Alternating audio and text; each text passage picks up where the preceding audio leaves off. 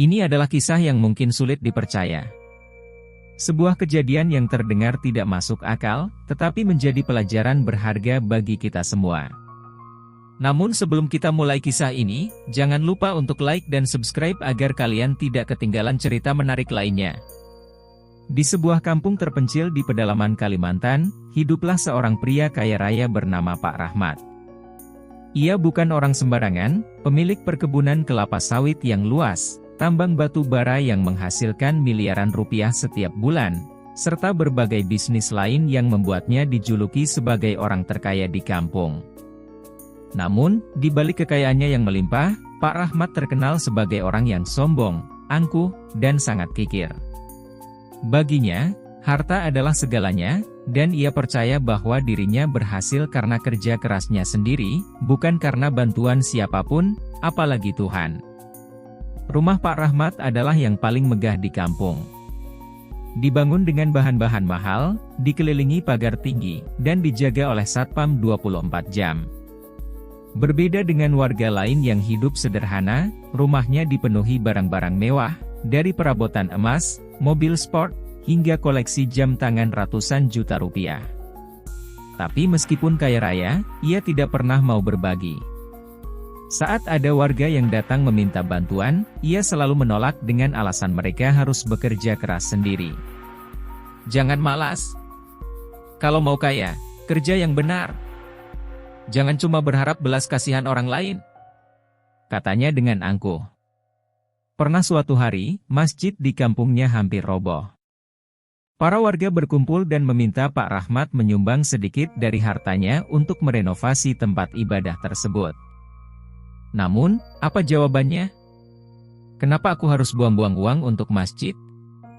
Kalau kalian ingin masjid bagus, kerja dan kumpulkan uang sendiri, katanya. Bukan hanya itu, setiap kali ada tetangganya yang sakit dan membutuhkan biaya berobat, Pak Rahmat selalu menutup pintu rumahnya rapat-rapat. Ia bahkan tidak peduli jika mereka harus berhutang atau menjual barang mereka demi berobat.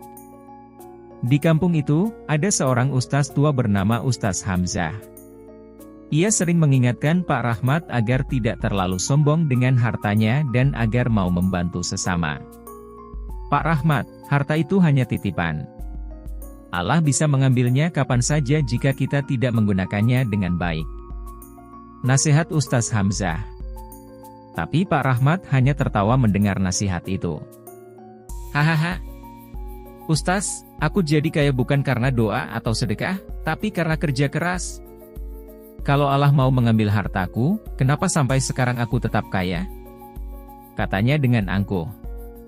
Ustaz Hamzah hanya menghela napas dan berkata pelan, Pak Rahmat, kalau Allah mau menguji seseorang, dia tidak akan langsung mengambil hartanya.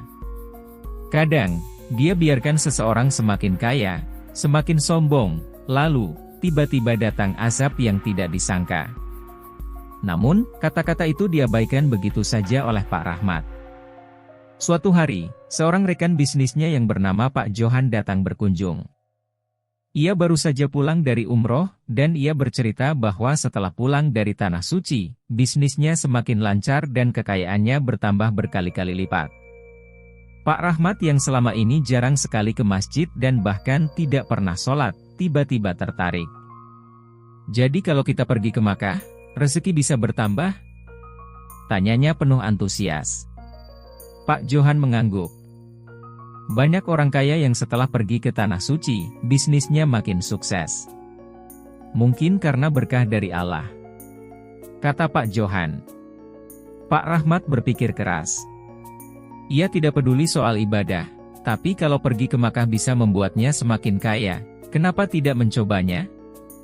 Akhirnya, ia memutuskan untuk berangkat umroh. Namun, berbeda dengan warga kampung yang menabung bertahun-tahun untuk bisa ke Tanah Suci, Pak Rahmat memilih paket umroh VIP. Ia ingin perjalanan yang mewah, pesawat kelas bisnis, hotel bintang 5, dan pelayanan eksklusif. Dalam hatinya, ia tidak merasa ingin bertaubat. Niatnya hanya satu. Semakin kaya dan semakin berkuasa. Saat tiba di Makkah, Pak Rahmat tidak menunjukkan tanda-tanda kesederhanaan seperti jamaah lain. Ketika jamaah lain beribadah dengan pakaian ihram sederhana, ia memakai pakaian mewah. Saat orang lain makan dengan menu sederhana, ia memesan makanan mahal di hotel berbintang.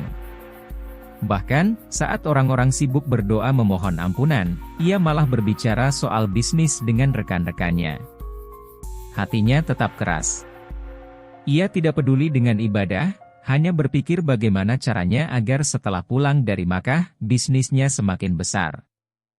Malam terakhir di Tanah Suci, Pak Rahmat memutuskan untuk berdoa di depan Ka'bah. Dengan penuh percaya diri, ia mengangkat tangannya dan berdoa dengan suara keras. Ya Allah, tambahkanlah hartaku. Jadikan aku orang terkaya di Indonesia. Aku ingin lebih kuat, lebih berkuasa, agar tak ada yang bisa menyaingiku. Beberapa jamaah yang mendengar doa itu merasa merinding. Bagaimana mungkin seseorang datang ke tempat suci ini, bukan untuk meminta ampun, tetapi untuk meminta kekayaan dan kekuasaan? Tiba-tiba, langit yang tadinya cerah mendadak gelap. Suara gemuruh terdengar, angin kencang berhembus, dan suhu udara di sekitar Ka'bah berubah menjadi panas. Orang-orang mulai panik. Pak Rahmat yang masih dalam posisi berdoa mulai merasa ada sesuatu yang aneh pada tubuhnya. Panas yang luar biasa mulai menjalar dari ujung kaki ke seluruh tubuhnya. Ia mencoba berdiri, tetapi tubuhnya terasa berat dan kaku. Sebuah suara keras terdengar dari dalam tubuhnya. Tulang-tulangnya bergeser, bulu kasar tumbuh di seluruh tubuhnya, dan kukunya memanjang membentuk cakar tajam. Ia merasakan moncongnya memanjang, giginya menajam, dan tubuhnya membesar.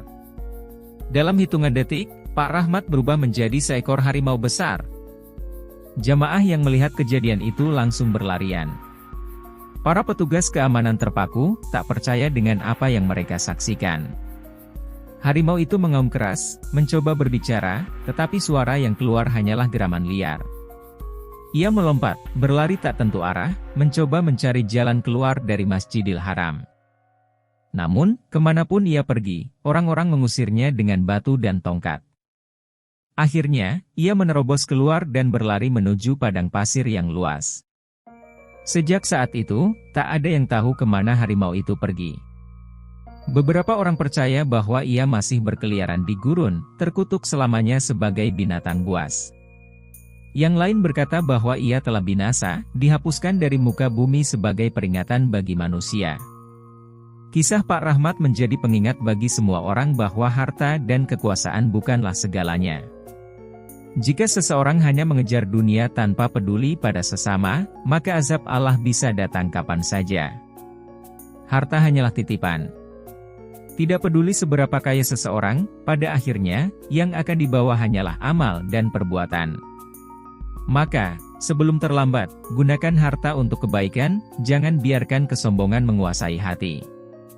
Karena di hadapan Allah, manusia tidak lebih dari makhluk kecil yang tak berdaya.